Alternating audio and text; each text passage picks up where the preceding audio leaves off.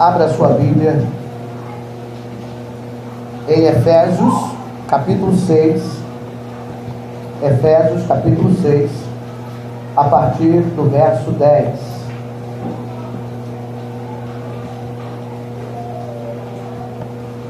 Efésios,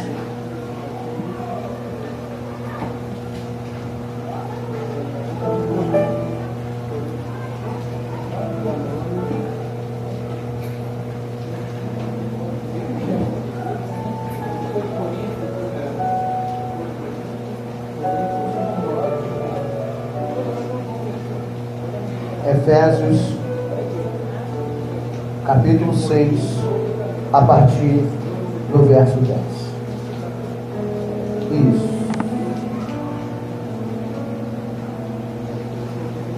Quem achou, diga amém. Amém. Vamos fazer esta leitura. Eu vou esperar os irmãos encontrarem. Aqueles que ainda não encontraram, os irmãos ajudem. Glória a Deus.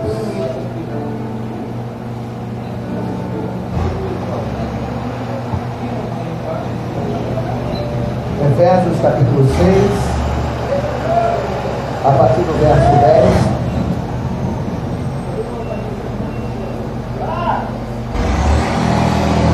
Todos acharam? Digam amém. Amém. Quem não achou, diga misericórdia. Já tem gente com misericórdia. É?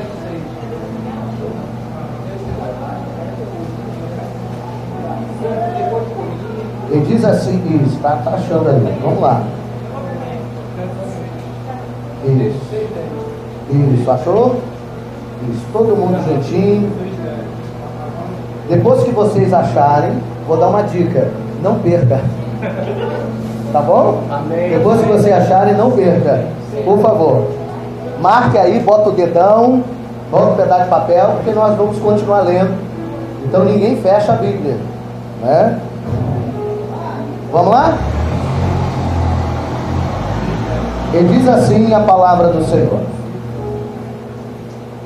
finalmente, ou no demais, irmãos meus, fortalecei-vos no Senhor e na força do seu poder. Revesti-vos de toda a armadura de Deus, para que possais estar firmes contra as astutas ciladas do diabo. Porque não temos que lutar contra a carne e sangue, mas sim contra os principados e potestades, contra os príncipes das trevas deste século, contra as hostes espirituais da maldade nos lugares celestiais. Portanto, tomai toda a armadura de Deus, para que possais resistir no dia mau, e havendo feito tudo, ficar firmes. Estais, pois, firmes, tendo cingido os vossos lombos com a verdade, vestindo a couraça da justiça, e calçado os pés na preparação do evangelho da paz, tornando sobretudo o escudo da fé, com o qual podereis apagar todos os dardos inflamados do maligno. Tomai também o capacete da salvação e a espada do Espírito, que é a palavra de Deus, orando em todo o tempo, com toda oração e súplica no Espírito, e vigiando nisso com toda a perseverança, súplica por todos os santos, e por mim, para que me seja dada no abrir da minha boca a palavra com confiança, para fazer notório o mistério do Evangelho, pelo qual sou embaixador em cadeias, para que possa falar dele livremente, como me convém falar. Amém? Amém. Você pode aplaudir a Deus? Aleluia, Jesus. Aleluia. Diante dessa palavra, meus irmãos, e aí eu quero primeiramente me reportar, principalmente a essas lindas visitas aqui hoje. Esse texto em especial, nós já estamos falando já há algumas semanas, diante de um tema único, que já estamos falando há muitos meses, e é diante de uma pergunta. Então, como eu quero que todos estejam bem situados naquilo que o Senhor vai nos entregar e entregar a você nesta hora? Então eu quero que você entenda o porquê desta palavra. O porquê que hoje o apóstolo Arelei, ele escolheu, ou está dando continuidade a Efésios 6, a partir do verso 10. Nós estamos diante de um tema, e o tema é esse: quem sou eu? Diga comigo, quem sou eu? Sou eu. Este é o tema desta palavra. E esta palavra, ela tem um intuito, ela tem um foco, um alvo a atingir. É fazer com que eu e você entendamos qual é o nosso verdadeiro significado. Por que existimos, para que existimos e por causa de quem existimos. Embora a pergunta possa parecer muito fácil, e aí não se espante porque é uma realidade, já estamos há mais de 2 anos pregando esse tema. Quem sou eu? E até agora estamos descobrindo coisas inefáveis da glória do Senhor em nossas vidas. Mas fique tranquilo que você, diante do que será dito, você vai compreender como se estivesse junto comigo há tantos meses atrás. É porque cada revelação nos mostra o nosso destino, nos mostra o nosso foco espiritual. E essa é uma pergunta que muitos de nós, na nossa inocência ou na nossa simplicidade, nós achamos que podemos respondê-la, quando na verdade nós somos surpreendidos por nós mesmos. Porque quando você se depara com o seu eu, muitas vezes ele te surpreende. Quantas vezes você já não disse a você mesmo: isso nem parece que foi eu que fiz, nem parece que foi eu que falei, né? Às vezes você conhece uma pessoa, Eduardo, e você diz: rapaz, não estou te conhecendo, cara. Hã? Mas é exatamente porque nós não nos conhecemos. Embora possa parecer algo óbvio saber quem nós somos, na verdade é muito difícil, porque nós não somos só esse rostinho bonito, amém? Nós somos uma encrenca muito grande dentro da gente. A gente é um emaranhado de dúvidas, é um emaranhado de problemas, é um emaranhado de circunstâncias e situações, que nós nos revelamos diferente a cada caso, a cada caso, a cada casa, a cada momento, a cada lugar, a cada instante, com pessoas. Em cada lugar a gente se mostra diferente. A cada momento que a nossa vida passa, a gente percebe que a gente tem atitudes diferentes, mesmo sendo as mesmas pessoas. E o que a Bíblia tenta nos propor? Por que nós, que estamos vivendo o mundo espiritual, temos a Bíblia como livro de regra, de fé e prática? Eu vou responder para você. É porque como eu sou uma confusão dentro de mim, como eu muitas vezes sou muitas pessoas, tem dia que você não conhece a sua mulher e você não conhece seu marido. Parece que é outro cabo que está do teu lado naquele dia que não acorda, não é verdade? Tá doido, rapaz. Rapaz, minha mulher hoje acordou diferente, né, mano? Às vezes, né, Sheila? O que aconteceu com esse cara? Não é ele, não. Será que é ele? Aí ela chega assim para ele: Avança, você tá bem, meu filho? Né? Você tá bem, minha filha?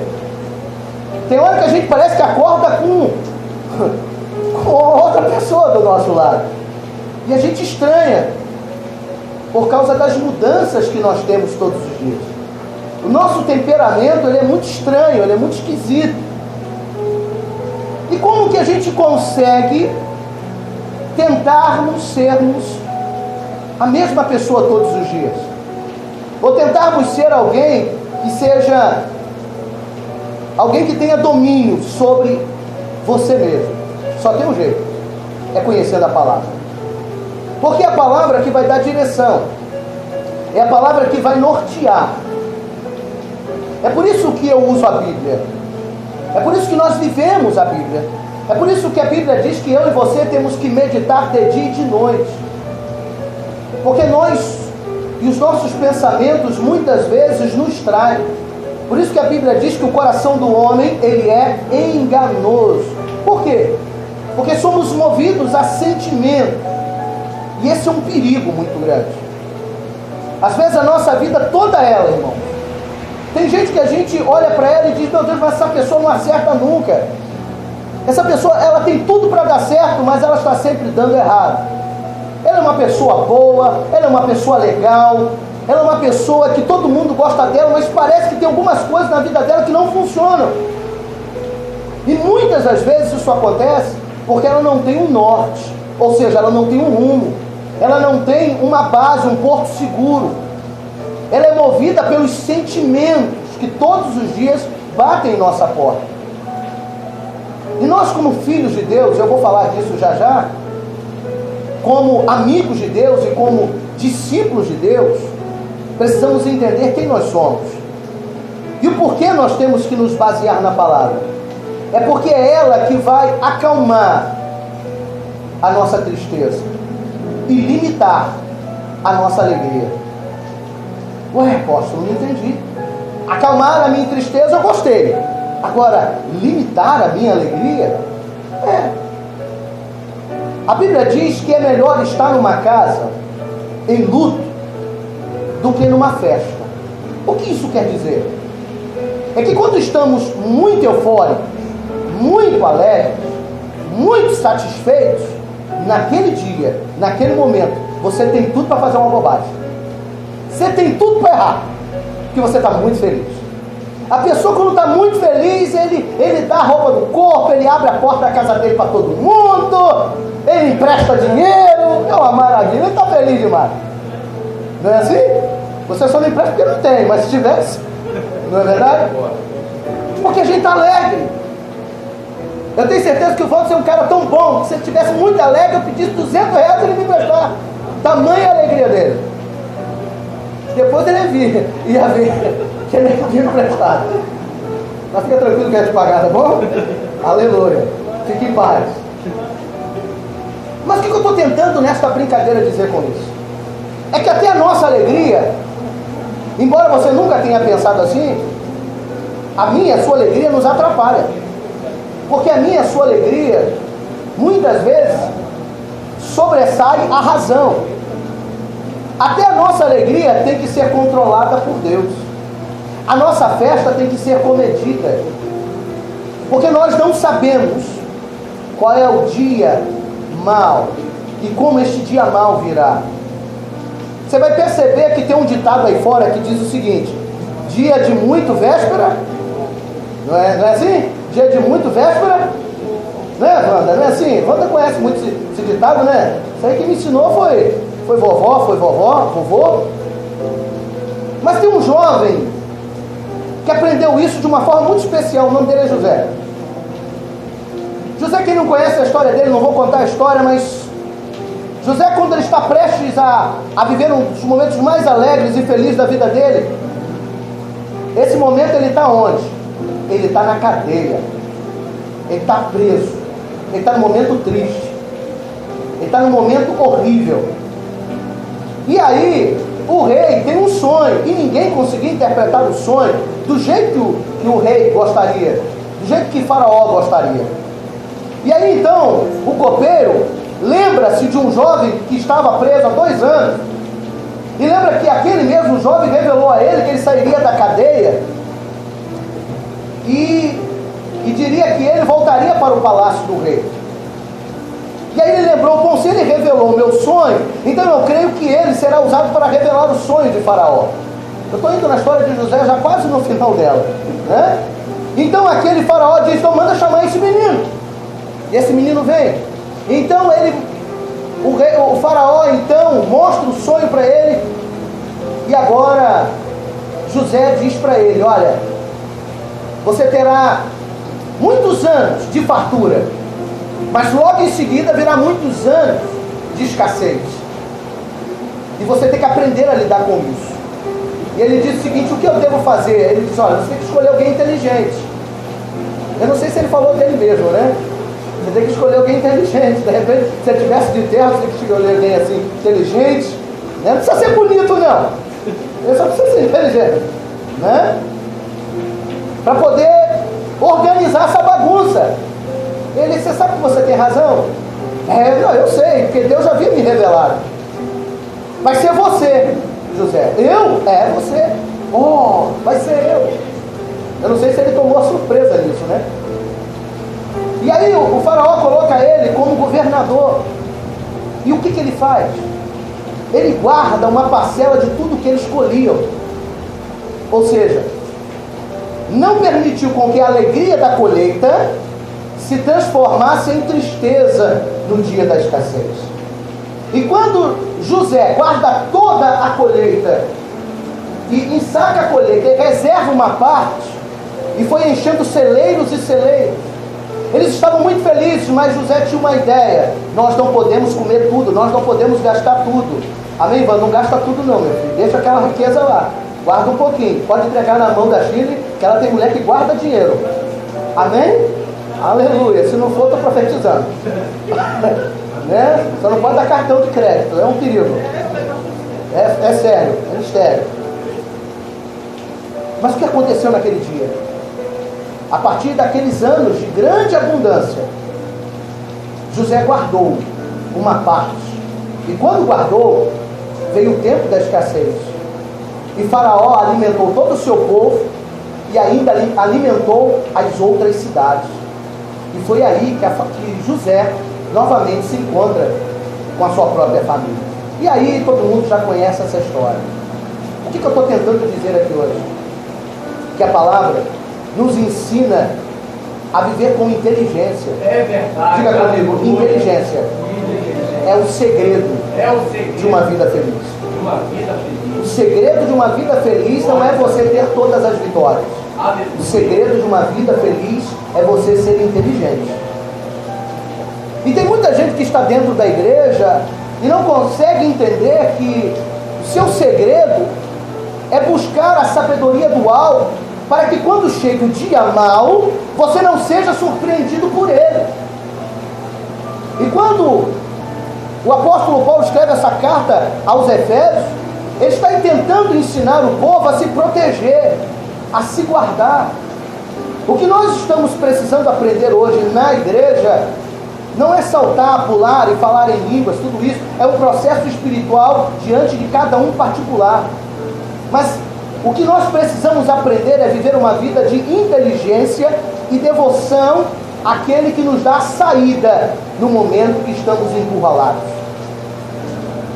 Porque às vezes nós queremos a bênção, mas esquecemos que a bênção só chega para aquele que está preparado para organizar aquela bênção.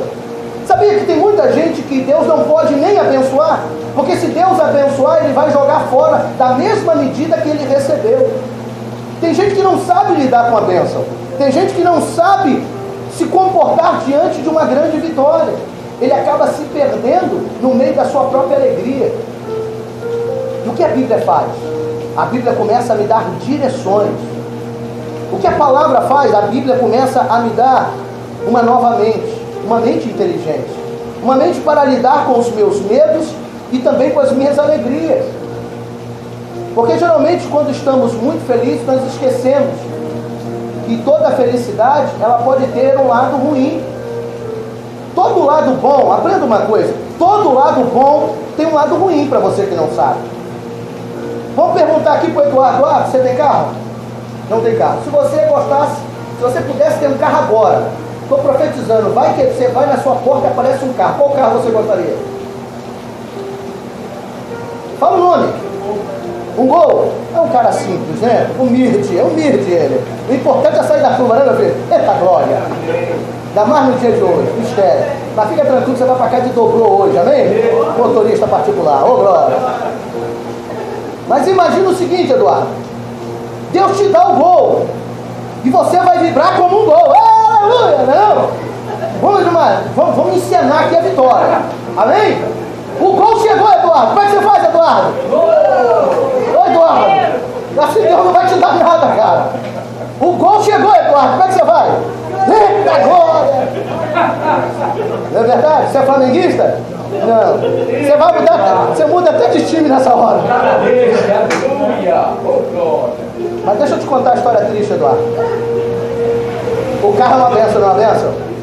Vai ser bom, vai. É vitória, não é vitória? Mas toda vitória tem um preço a ser pago.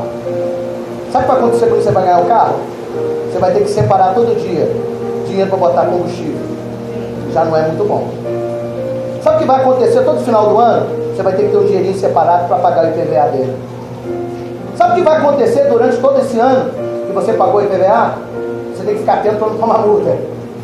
Sabe o que vai acontecer durante todo esse ano? Seu carro vai quiçar, vai furar pneu. Você vai ter que parar na oficina e você vai ter que manter seu carro bem organizado, tratado, cuidado, para você não ter surpresas na estrada. Não é assim que vai acontecer? Então toda bênção você tem que estar preparado para administrar ela. Aleluia! Às vezes as pessoas querem ganhar, mas não estão preparados para administrar a bênção que ganhou. Quem está entendendo isso aqui? Tem muitas pessoas que pensam que é só ganhar. Irmão, melhor do que ganhar a bênção é ter capacidade para administrar o que você tem. Então deixa eu dizer uma coisa. Quem sabe o que Deus está tentando falar aqui hoje? Eu nem entrei ainda na mensagem. Mas quem sabe o que Deus já está abrindo a mente? Porque eu prego para isso, irmãos. Eu não prego para te impressionar, eu não prego para fazer você chorar à toa, eu prego para que a sua mente seja aberta e seja cheia de Deus. Eu prego para que a inteligência do alto entre em sua vida, para que a sua vida melhore, para que a sua expectativa de vida melhore. Porque não adianta eu profetizar riqueza se nem pronto para isso você está. Então, a mensagem de Deus hoje, quem sabe está dizendo para você o seguinte: quer receber uma grande bênção? Então primeiro se prepare para receber o que o Senhor tem de melhor para a sua vida. Comece a se preparar. Porque se você é um tipo de pessoa que tudo reclama, que tudo angustia a sua alma, que tudo está ruim, nada presta, eu quero dizer uma coisa: até o carro zero, Gol, que vai chegar com o Eduardo, ô glória, recebe aí, Eduardo. Amém, Eduardo? Amém. Sabe o que vai acontecer com esse carro zero na vida do Eduardo? Vai virar a maior tribulação na vida dele. A mulher vai ficar braba, porque ele vai querer mais passar pano no carro do que beijar ela. Vai ser uma tribulação. Ele vai alisar mais o carro do que a esposa. A mulher vai ficar brava, não vai dar certo. Não é verdade, irmão? E fora outros problemas, porque muitas vezes não estamos preparados. Nós precisamos é cuidar do que temos. Muitas vezes não valorizamos o que temos e queremos o que não podemos ter. O que você tem hoje, você trata bem? O que você tem hoje, você cuida bem? Se você não cuida bem do que você tem agora, será que o que você vai ganhar amanhã, você vai tratar da mesma forma? Claro que vai. Você não aprendeu. Você não aprendeu a cuidar daquilo que é pequeno, daquilo que é simples, daquilo que parece que não tem importância. E não acho que você vai cuidar mais porque você vai ganhar algo melhor, porque não vai. Porque você só faz aquilo que você aprende. E se você não aprender agora, não espere aprender quando ganhar algo maior. Isso é a maior mentira que você conta para você mesmo. É uma realidade. Porque Deus só vai prosperar, ou você só vai prosperar em Deus quando você cuida de tudo que você já tem e não do que você vai ter. Porque o que você vai ter é consequência daquilo que você valorizou hoje, para que Deus venha dar a você muito mais do que você imagina. Mas para isso a gente precisa lutar, a gente precisa aprender. E é por isso que essa pergunta me chama para essa responsabilidade. Quem sou eu? Alguém que valoriza o pouco que tenho para que no muito Deus me coloque? Alguém que está valorizando até mesmo as guerras, porque são nelas que eu encontro as respostas para as minhas vitórias? São momentos simples, palavras simples como essa, é que começam a me fazer pensar. Se eu quero ter, escolha, isso aqui é muito simples. Se eu quero ter um filho ou uma filha que me dê orgulho no dia de amanhã, o segredo é muito simples. Eu tenho que ser a pessoa que ele se orgulhe de mim. Se o meu filho não se orgulha de mim, como que eu vou querer que eu venha me orgulhar dele? Porque na verdade, os nossos filhos são reflexos e espelhos daquilo que eu fui para ele a vida inteira. Então, se eu não aprendi e não dei a ele, se eu não o respeitei, ele não vai me respeitar. Se eu não ensinei respeito, ele não vai saber o que é respeitar. Ensinar respeito não é matar. Ensinar respeito é sentar e conversar. Ensinar respeito é você mostrar para ele o porquê não. A gente gosta muito de dizer não. A gente não diz o porquê não. Todo mundo merece uma resposta. Todo mundo merece um esclarecimento. Principalmente aquelas pessoinhas mais importantes da nossa vida, que são os nossos filhos, que são os seus filhos. É a vida, meu irmão. Nós estamos na vida. Eu lido com a palavra de forma real e verdadeira. A vida, ela tenta me empurrar para baixo, e a palavra tenta me fazer ficar de pé todos os dias. Por isso que eu preciso aprender o que a Bíblia diz para mim, para que eu não erre com quem está do meu lado e para que eu não erre dentro de mim mesmo. Isso é muito sério. E quando eu olho para essa palavra, eu estou tentando me olhar da mesma forma que o apóstolo Paulo está tentando falar.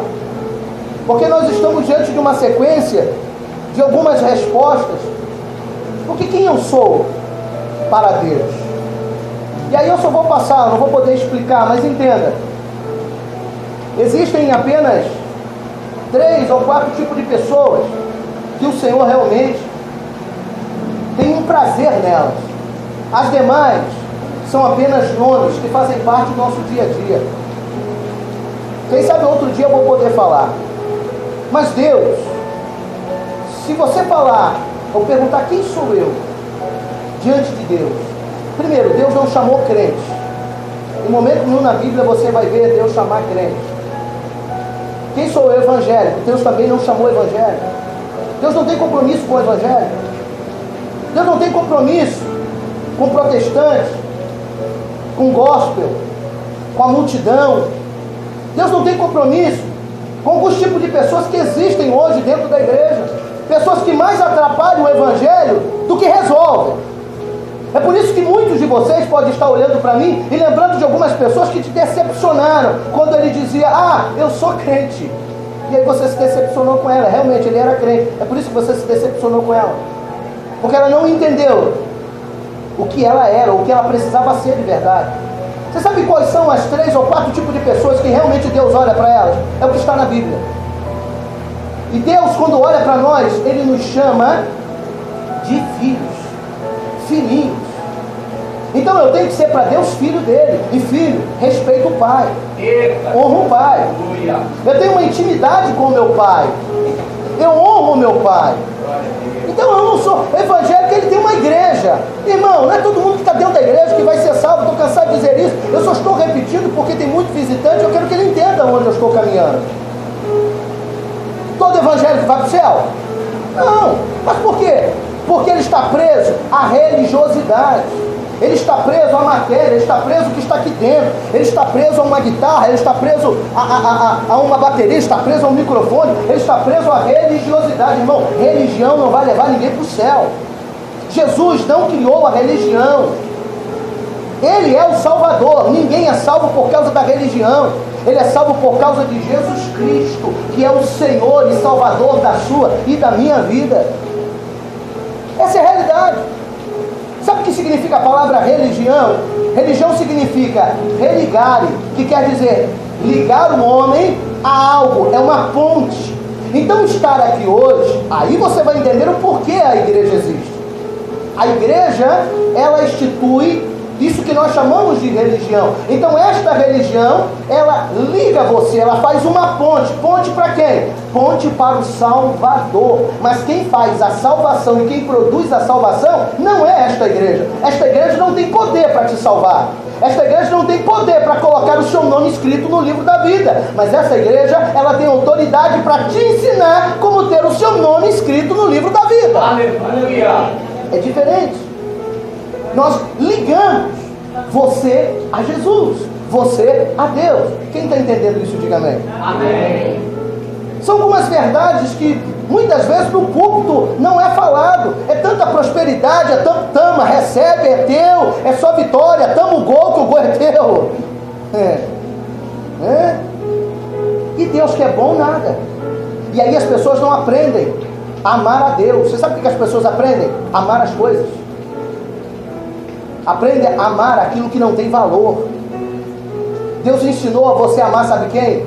Ao seu próximo como a ti mesmo. Alguém que está do seu lado não é uma coisa, é algo precioso para Deus. Diga, você é precioso, hein? Amém? Verdade. Você não é uma coisa, você é precioso. Amai o seu próximo como a ti mesmo, porque foi Ele mesmo que te fez. Você para Ele é precioso. Sabe qual é o outro tipo de pessoa que Deus ama? É o amigo. Porque diz a Bíblia que Ele já não mais nos chama de servo, mas nos chama de amigos. Por que amigos? Eu não sei se alguém aqui tem uma amizade muito linda, de muitos anos, verdadeira e sincera. Amigo é amigo, gente. Amigo é amigo. Amigo às vezes é melhor que o teu irmão. Amigo às vezes é melhor até... Olha, vou te dizer que tem amigo melhor até do que muitos pais e muitas mães na terra. Tem amigo que é demais. Está na fome, está contigo. Está na alegria, está contigo. Está na tristeza, está contigo. É amigo, tem intimidade. Você revela os seus segredos. E Deus diz que nós temos que ser amigos dele. Agora essa amizade não pode ser só dele para você, é de você com ele, senão não é amizade. A pior coisa é quando a gente acha que é amigo de alguém e quando a gente vai ver a gente não é amigo. Só a gente que é, o outro não é. É ruim demais, né? Só que Deus sabe quando nós somos ou não amigos dele. Nós até não sabemos, mas Deus sabe. Porque a amizade é uma via de mão dupla. Ela vai e vem. A Bíblia diz que Deus revela os seus segredos aos seus amigos. Eu profetizo que tem segredo de Deus que será revelado aos amigos de Deus. Sabe aquilo que ninguém fala, ninguém te diz, mas numa madrugada, numa noite de insônia, você está muito preocupado e de repente vem uma voz no teu ouvido e você, é isso. É teu amigo dizendo o que você deve fazer. Ele vela pelos amigos. Então nós precisamos ser amigos. Nós precisamos ser filhos. E depois de conquistarmos tudo isso, nós precisamos ser, sabe o que dele? Discípulos. E é sobre essa palavra que nós estamos falando aqui agora. É por isso que nós estamos lendo esse texto. Discípulo que é discípulo. Discípulo é a cópia do seu mestre. Então, se eu tenho que escolher em ser alguma coisa, sinceramente, lá fora as pessoas podem até me identificar como crente, como evangélico, como gospel, como cristão, qualquer coisa, não tem problema. Mas aqui dentro, é aqui dentro, tá? Por isso que a pergunta é quem sou eu? Não é o que as pessoas acham de mim, é quem eu acho que eu sou. E eu tenho que ter certeza que eu sou um discípulo de Deus. E discípulo é a cópia do seu mestre. Quantos gostariam de ser a cópia do seu mestre? Diga glória a Deus. Glória a Deus. O discípulo faz o que o seu mestre faria. Realiza as coisas que o seu mestre faria. Pensa como o seu mestre. É por isso que a Bíblia diz que nós temos que ter a mente de Cristo. Para ter a mente de Cristo, irmão, tem gente que de repente, quando lê essa palavra, eu vou começar a orar a Deus. Vou começar a pedir uma revelação dos altos. Deixa que eu estou sentindo um negócio. Ripa lá para trás, sucaba lá alto. Terra, água, só falta o cimento para fazer o concreto. Esse que eu estou sentindo frio, um calafrio nas colunas. Deus, vai colocando a tua mente em mim. Você acha que para ter a mente de Cristo é falando em línguas estranhas? Você está pensando que para ter a mente de Cristo você vai ter que falar em mistério, pular, saltar? Só tem um jeito de ter a mente de Cristo. É quando você se volta para a palavra. Aonde está a mente de Cristo, irmão? A mente de Cristo não está nos milagres. A mente de Cristo não está nos moveres espirituais. A mente de Cristo não está nas maravilhas espirituais. Sabe onde está a mente de Cristo? Está na palavra que você acabou de ler aqui hoje. Porque tudo que o mestre quer, tudo que Deus quer que fosse revelado, ele deixou escrito aonde? Ele deixou escrito aonde? Na Bíblia. Então, para termos a mente de Cristo, então eu tenho que olhar para onde? Na Bíblia. Porque eu e você jamais vamos conseguir ter essa mente sublime, suprema dele, que ele tem na glória. Então o que ele deixou para nós, para ter a mente dele, está onde? Está na palavra. E quem tem a mente de Cristo, o seu casamento é renovado, os seus filhos são abençoados, A sua história de vida é mudada. Quem tem a mente de Cristo pode passar por provas e tribulações porque é bíblico. Tem gente que não aceita a prova, não aceita a tribulação.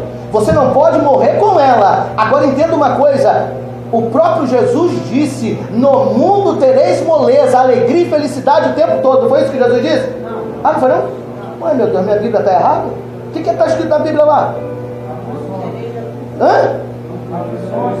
Meu Deus, eu vou ler de novo então, porque eu acho que eu errei. Jesus disse: no mundo tereis aflições, mas tende o quê? Bom ânimo. Ele está deixando claro que a sua luta, a sua dor, a sua angústia é o processo para te capacitar, meu irmão. É o processo para te ver bem. É o processo para você crescer como homem, para você crescer como mulher, para você crescer como ser humano. Porque é a aflição que faz eu pensar. Mas sabe o que acontece nas nossas aflições? A gente não pensa. A gente fica tudo desesperado, né? É aqueles crentes desesperados. Eu estou desesperado. Na aflição a gente não pensa, a gente se desespera. Aí a Bíblia diz o seguinte: lançai sobre ele toda a nossa ansiedade. Nós temos que pegar toda a nossa aflição, toda a nossa ansiedade e lançar aos pés dele, ou seja, diante daquilo que ele nos ensinou, diante da palavra dele. Só que isso é um exercício. Ninguém aprende a fazer isso da noite para o dia. O que está faltando hoje dentro do campo espiritual é alunos para aprender. São discípulos. E discípulo aprende. Amém? Amém. Discípulo vive o aprendizado. E aí quando o apóstolo Paulo escreve isso, ele está tentando ensinar a igreja de Efésio a ser uma igreja inteligente. Uma igreja que aprenda a lidar com aquilo que Deus deu. Deus deu poder à igreja dele. Diga comigo: Deus me deu poder sobre a minha vida. Só que muitas vezes não sabemos usar. Agora vamos voltar a esse texto. Está com a Bíblia aberta? Então vamos lá. Olha o que o texto diz no verso 11. Porque o verso 10 já falamos várias vezes. Eu vou pular para o verso 11 agora. Revesti-vos de toda, para que possais estar contra as astutas ciladas do diabo. Deixa a Bíblia aberta e olhe para mim aqui agora. O adversário, tem gente que não gosta que fale o nome dele, então eu vou falar o adversário. O adversário, ele não tem um problema pessoal com você. Muitas vezes a gente não entende. Thaís não, é... Qual é o seu nome? Monique. Muitas vezes, Monique, a gente tem a sensação que o diabo tem uma pirrinha com a gente. Esse capeta está com problema comigo. O que eu fiz com ele? Né? Parece que é só com a gente. Ele só me perturba. Meu marido me deixa quieto, mas fica me perturbando, me apurrinhando no juízo. Só que na verdade, o diabo não tem nenhum problema com você, pessoal. Eu gosto muito de fazer uma pergunta. Quer ver? O advogado, ele faz o quê? Ele advoga, não é isso? Ele vai por fora, ele faz o trabalho dele, ele defende, né? Ou, dependendo do caso, ele vai acusar também. Um arquiteto, ele faz o quê? Ele constrói, não é isso? Faz as plantas, não é isso? Um mestre de obra faz o quê? Constrói, faz com que todo o plano que estava arquitetado seja concluído, não é isso? Um padeiro faz o quê? Um médico faz o quê? Dá consulta, né? Orientação médica, não é isso? Vamos lá, um pintor faz o quê? Tem alguma dificuldade aí? Alguém ficou na dúvida? Tá tranquilo até aqui? E o que o diabo faz? Rouba, mata e destrói. A finalidade do adversário é essa: roubar, matar e destruir. Então o problema não é com você. O problema é com quem você representa. Porque o adversário, ele não pode atingir Deus.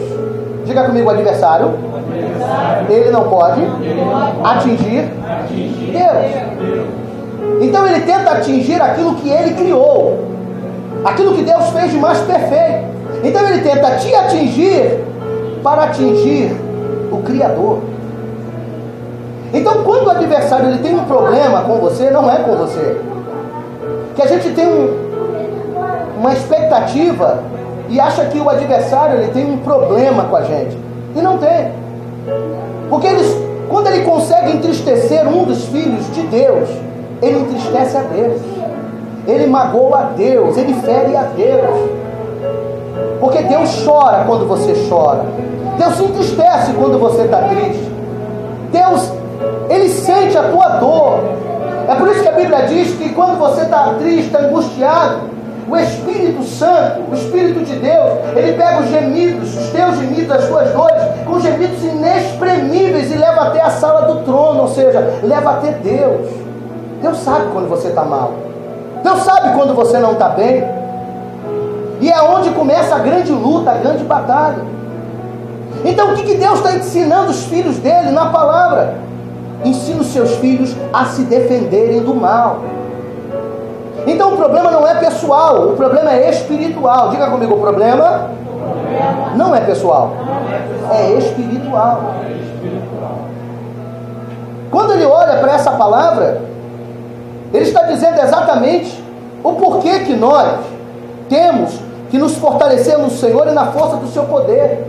Porque nós precisamos estar firmes contra as astutas ciladas do adversário.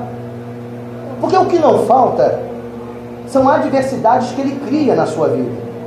O problema é que nós não estamos firmes.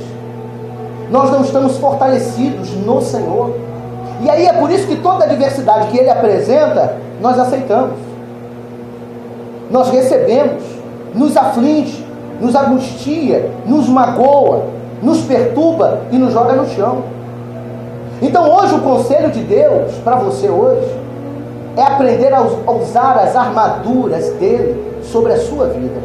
E aí o verso 12 diz o seguinte: porque não temos que lutar contra carne e sangue, mas sim contra os principados e contra as potestades, contra os príncipes das trevas desse século, contra as hostes espirituais da maldade e dos lugares celestiais. Olhe para mim. Aqui o texto está dizendo quem é que eu tenho que lutar. Eu tenho que lutar contra todo principado, toda a milícia de anjos malignos. E aí, muitas vezes, nós levamos as nossas guerras. Por isso que a gente tem que saber quem é Deus na nossa vida e quem nós somos. Porque quantas e quantas vezes você já não errou o alvo?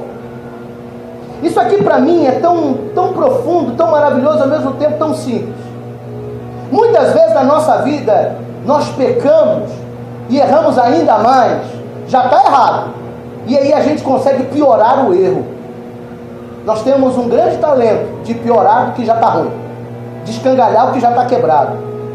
Quantas vezes nós focamos o alvo errado? E eu vou dar um exemplo para você.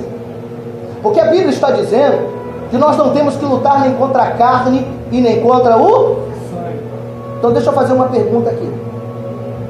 Se você pensar rapidamente, o que é que tem carne e o que é que tem sangue na face da terra?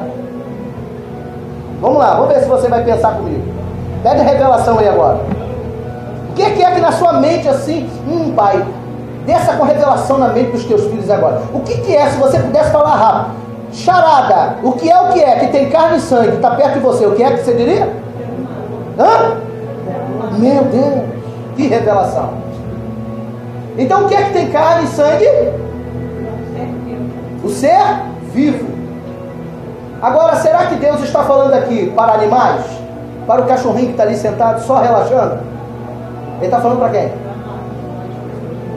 Muitas vezes erramos o alvo. Porque muitas vezes lutamos, sabe contra quem? Bonito. Contra a carne e o sangue. Sabe contra quem, gente? Contra a carne e o sangue. Sabe contra quem? É Valda, né?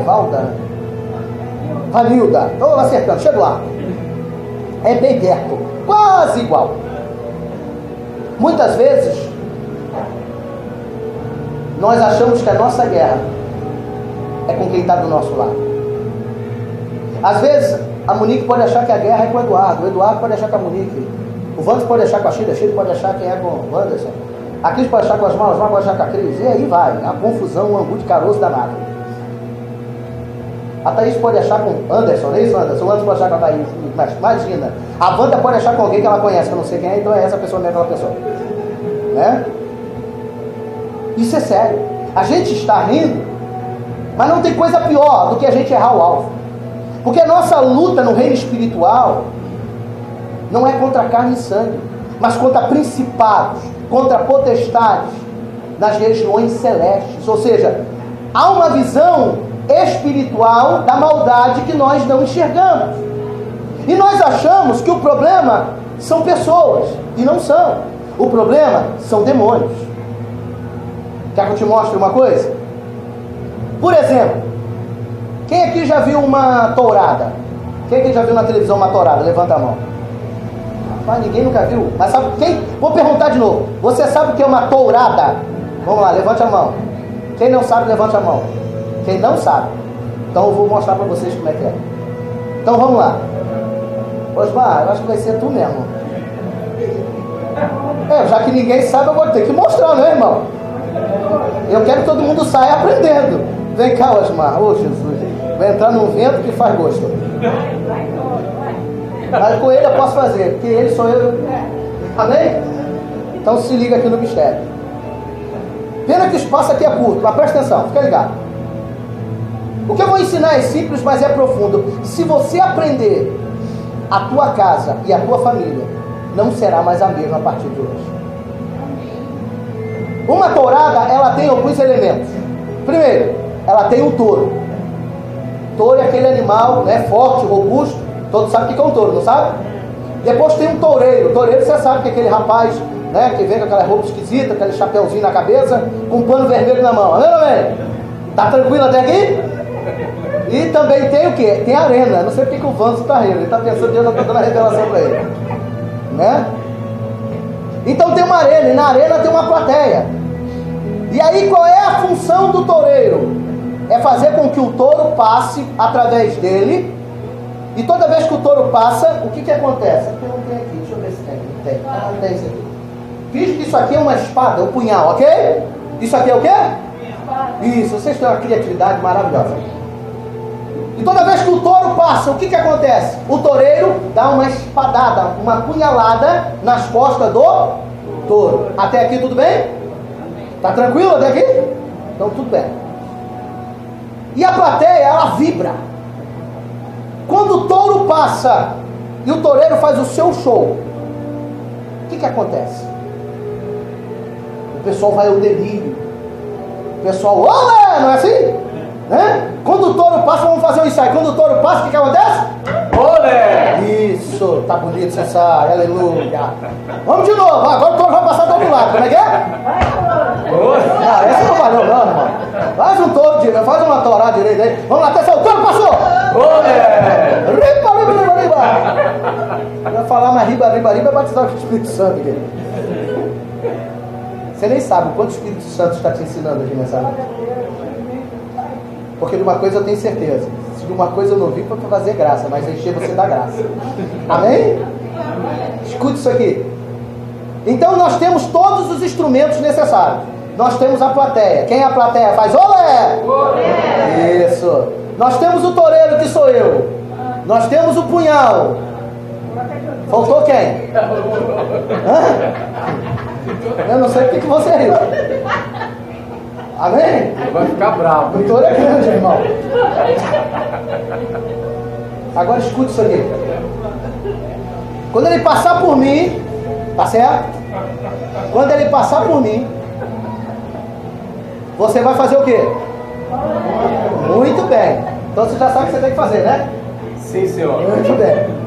Então atenção, a plateia está lá vibrando, o toureiro entra, né? E o touro vem. O touro vem. E aí, gostei. Encarnou o personagem. Isso. É, o touro ainda faz assim aí. Irmão, quem aprende Deus é assim, irmão. Ué, hoje você vai aprender rindo, para depois você não chorar, amém? Aleluia. Então atenção, o touro vai passar. Atenção, plateia. O touro vai passar. Muito bem. Touro passou? Só que eu esqueci de mandar uma punhalada nele, irmão. Deu sorte, hein?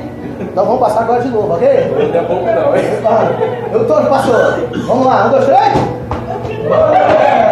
Amém? Então vou parar por aqui, que daqui a pouco eu vou matar esse touro. Pode sentar, obrigado, touro.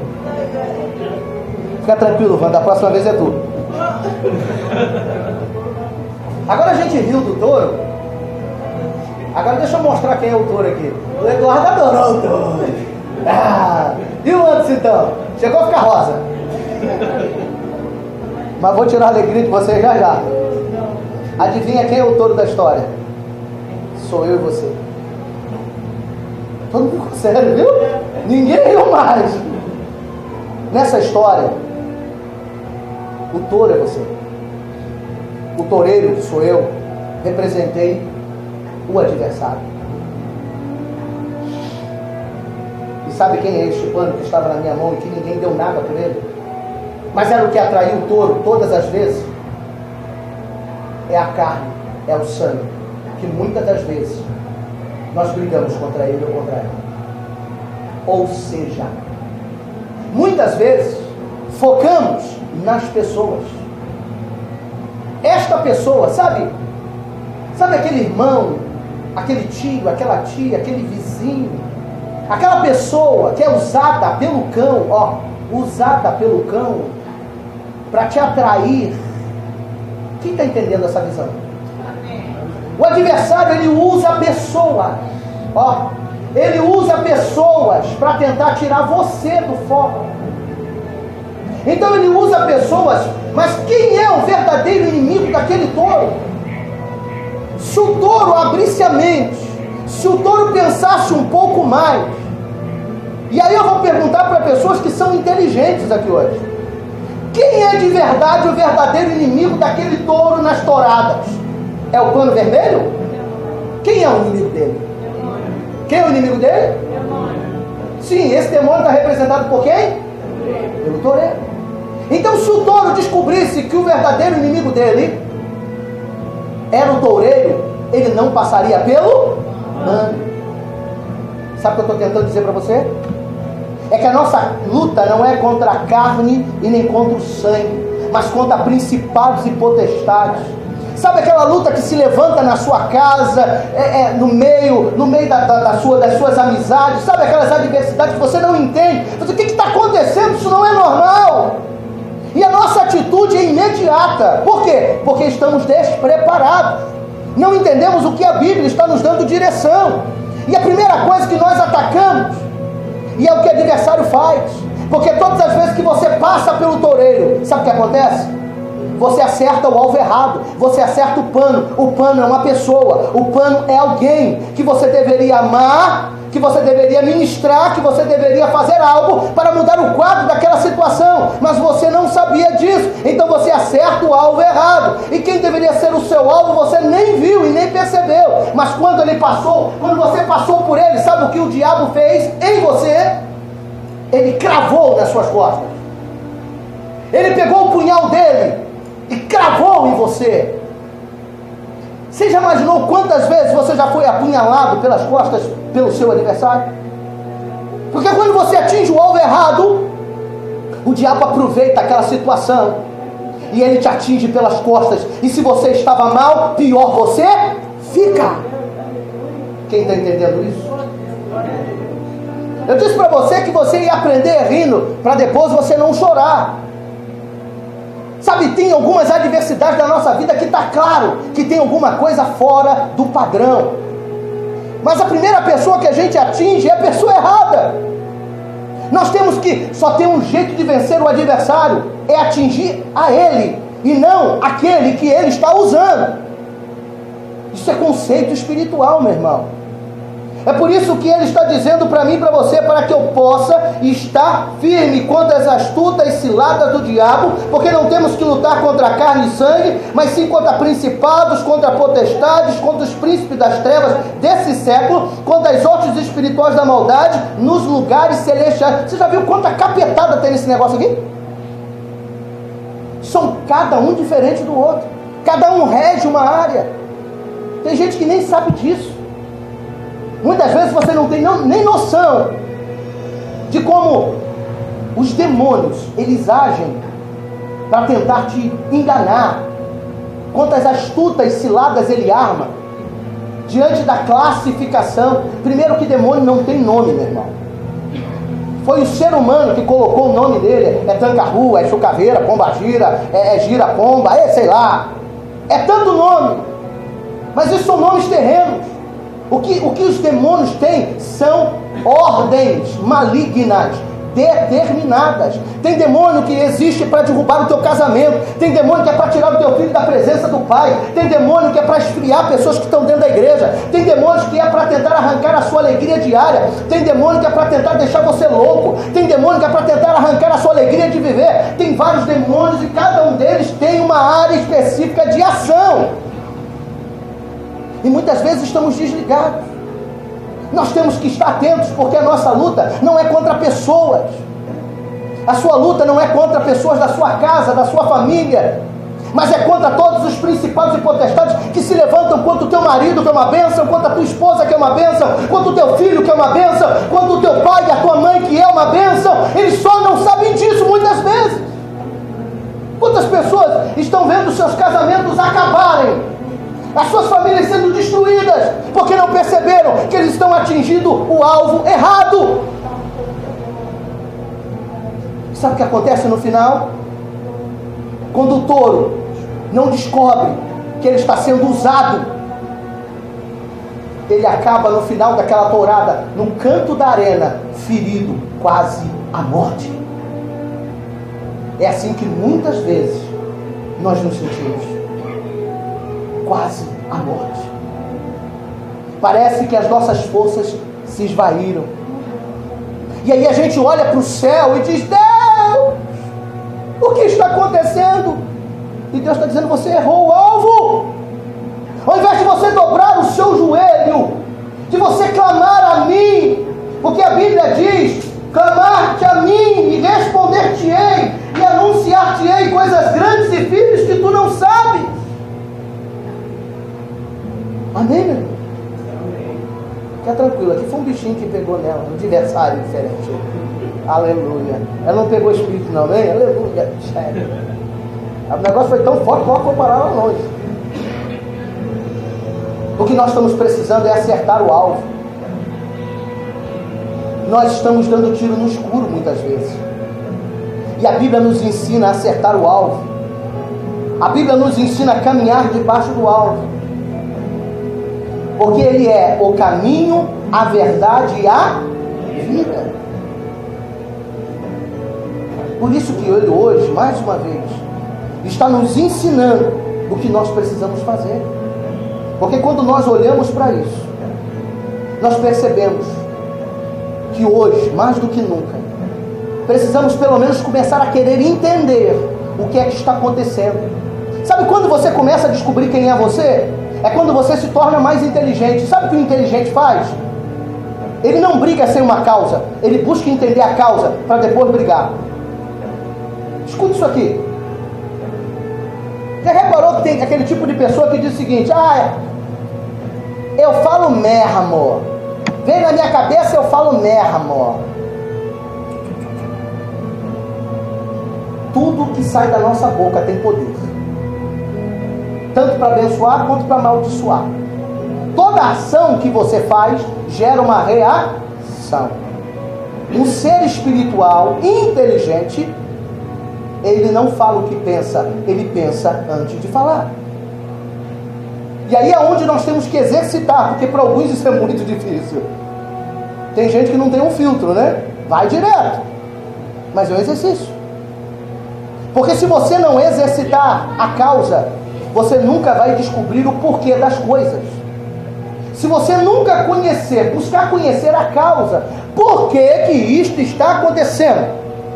Gente, aonde está a nossa inteligência, meu Deus? Aonde está o senso de descoberta? Sabe aquele senso quando você tinha de criança, de querer descobrir as coisas? Criança é assim, tem senso de descoberta. Ela enfia o dedo na tomada para saber que raio de buraco é aquele. Quando ela toma um choque, ela descobriu, dá choque. Ela quer enfiar o dedo no fogo. Depois que queima, ela descobre que queima. Cadê o nosso senso de descoberta? O senso de buscar respostas em Deus e não nas coisas. A gente olha para as coisas e quer resposta delas. Você não tem resposta das coisas, você só tem respostas em Deus. Porque a sua vida não é uma coisa, a sua vida é de Deus. Aleluia. A sua família não é uma coisa, a sua família é de Deus. Amém. Quando nós começamos a pensar o porquê, nós vamos começar a descobrir as causas. E quando descobrimos as causas, começamos a entender como agir diante daquela situação. Você está entendendo o que Deus está te falando? Porque se nós não fizermos isso, nada na nossa vida será proveitoso. Porque a gente não se preocupa em descobrir o porquê aconteceu. A gente só lembra de murmurar o porquê aconteceu. A gente só lembra de reclamar o porquê está acontecendo. A gente só lembra de murmurar. Mas a gente esquece de perguntar: por que será que isso aconteceu? Qual é a causa? Qual foi o motivador? Qual foi o agente motivador disso? Um ser inteligente, ele vai tentar descobrir a causa para que não dê errado de novo. Thomas Edison, ele fez a lâmpada. Diz a história que Thomas Edison, ele esboçou 999 vezes a fórmula da lâmpada. E a mulher dele chegou para ele e disse: pelo amor de Deus, meu filho, você não cansou desse trem não? Você já fez um monte de rascunho, um monte de papel na lixeira, meu filho. Mas você ainda não conseguiu fazer esse trem que você está chamando aí de lâmpada? E ele olhou para ela e disse o seguinte: mulher, eu não estou perdendo o meu tempo. Eu descobri, foi na verdade 999 vezes como se não faz uma lâmpada. Ou seja, ele aprendeu a não errar. Às vezes é mais vantajoso você aprender a não errar do que até mesmo aprender a acertar. Porque quando você aprende a não errar, o que acontece automaticamente? O que acontece? Você acerta. Quando você aprende a não errar, automaticamente você começa a acertar. Porque se você já não errar, irmão, diga comigo assim: se eu não errar, eu já estou no lucro. Sim ou não? Monique, se você não errar, você já está no lucro, não é não? Que o problema é quando você erra. Que quando você acerta, tudo bem. Entendeu, Eduardo? Porque o problema é o nosso erro. E o nosso erro só acontece porque a gente não sabe a causa. E a gente erra de novo, trierra e vai errando. E acertar que é bom nada. Mas por que não acerta? É porque não nos preparamos para acertar. Gente, só tem um jeito de acertar. Tem que se preparar. Foi falado hoje aqui de um bom soldado, foi falado aqui de um atleta. Você acha que um atleta, ele chega à Olimpíada, seja qual for, e coloca uma medalha de ouro no seu peito porque ele sempre acertou? Ele descobriu quais são os métodos que mais fazia ele errar. Então ele fazia o quê? Ele aprimorava para errar menos.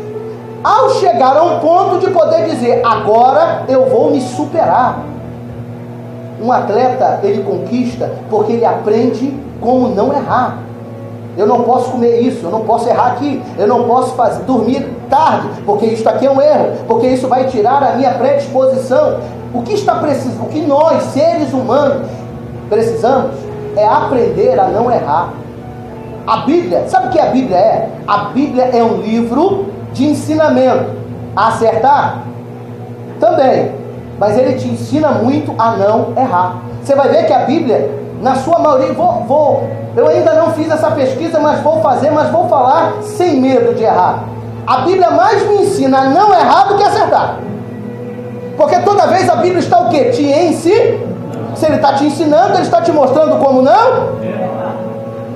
O resultado só vem depois, mas primeiro ele te ensina a não errar. Mas a gente só quer a parte boa. A gente não quer aprender a não errar.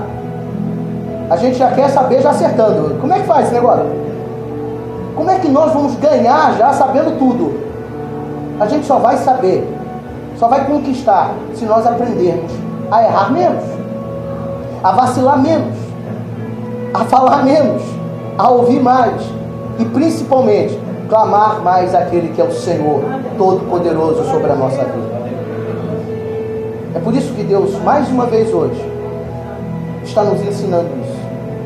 Está nos mostrando que nós temos que buscar conhecer a causa para errar menos. E quando você não sabe qual é a causa, quando você não consegue enxergar a motivação da causa, então eu vou te dar um segredo. Se você não sabe o que é, existe um que sabe. Então dobre o seu joelho e peça discernimento ao Senhor, que Ele lhe dará. Porque se você não puder fazer, eu te garanto que Ele fará por você.